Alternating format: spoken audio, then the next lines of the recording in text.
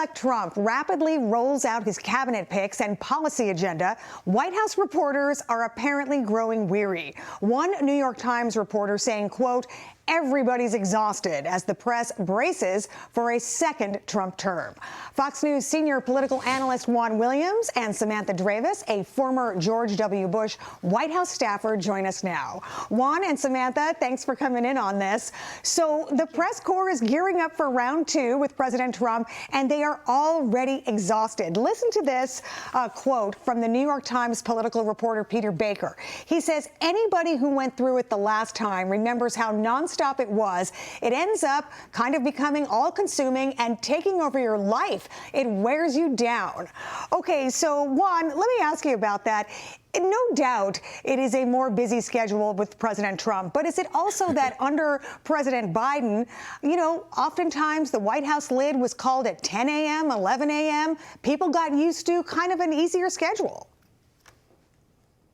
Well, it might be. You know, Anita, I think of covering President-elect Trump as kind of a nonstop Thanksgiving feast. I mean, it just doesn't stop.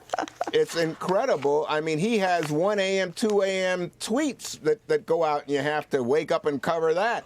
But, you know, the part of it that always strikes me is just yesterday, an ordinary Thanksgiving message from the president-elect. You would think, hey, that's no news. Instead, he goes after the radical left lunatics, and it's a news story, right? That's President-elect Trump. And it's like a reality TV show. He never stops. He always has something to say. And with the press, it's not only that he keeps them busy, but he attacks them. The incoming press secretary, Carolyn Leavitt, has said she may push some of the mainstream reporters like the New York Times out of the White House press room and bring in people who are podcasters and have a different circle of influence, more in line with President Trump. Yeah, they may shuffle the deck there in the White House briefing room. That is going to be interesting. Samantha, the press corps, though, in general, is seasoned now when dealing with President Trump. So how do you think they'll approach it this time around? No doubt they're going to be working longer hours.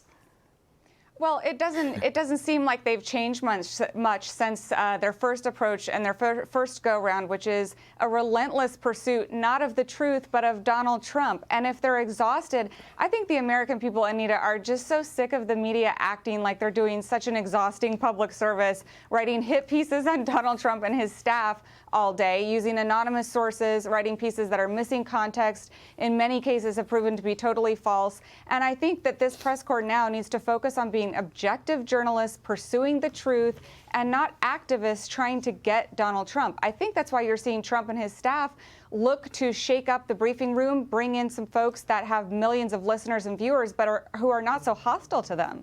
Yeah. Well, you know, and when it comes to the Democratic Party, just changing the topic here, still trying to figure out, you know, what happened on Election Day, I want to take a listen to Senator John Fetterman from Pennsylvania as he gives his thoughts. Let's listen to that. There is a deeper cultural problem with the left and with the Democratic Party. And it's a party of wokeness, and it's a party of moral condescension. They have said to people, if you disagree with us on open borders, then you're a bad person. And what that has done is it has caused the left to shut its ears and to stop listening to people. It helps them achieve social status amongst fellow progressives, but it has made them a lot more tuned out to what the country is saying, and it has made them ineffective. Okay, I apologize. That was Julian Epstein, not Senator John Fetterman. But Juan, let's deal with what he's saying. Is there any truth in what he's saying, in your opinion? And are Democrats thinking about these messages going out to their base? Well, right now, I think the Democratic Party is sort of disappointed and despairing. They don't have a lot of energy. But, from their perspective, from the Democratic perspective, it's not about, like, clutching your pearls and worrying. It's hair on fire, Anita. They look at the prospect of tariffs driving up prices, mass deportation, the cabinet nominees, you know, one of whom's already been pushed out over a sex scandal, and they're like, oh my God. So they don't know what to do. But I think Julian's point is very much to be taken to heart, which is you've got to be doing more than just despairing. You've got to start getting active and think about how you can reach out to American voters effectively for the 26 midterms, because right now, with President-elect Trump in office, the potential there is for the Democrats to just walk away and never be a factor again. Mm-hmm. Well, quick thought on that, Samantha, and then I want to listen to Senator John Fetterman. Yeah, I mean, I think the party lost a lot of credibility this year, focusing on saying Trump is a threat to democracy, he's a dictator, instead of having a policy agenda that actually appealed to voters when voters were saying, hey, we're not happy with how the last 4 years have gone. And so I think if Democrats want to win in 26 and 2028, they're going to have to regroup on the policy and not be so beholden to the progressive leftists who are really, too focused on identity politics and not offending anybody. They need to show that they can work with Republicans, frankly, in the next couple of years to solve some of these problems.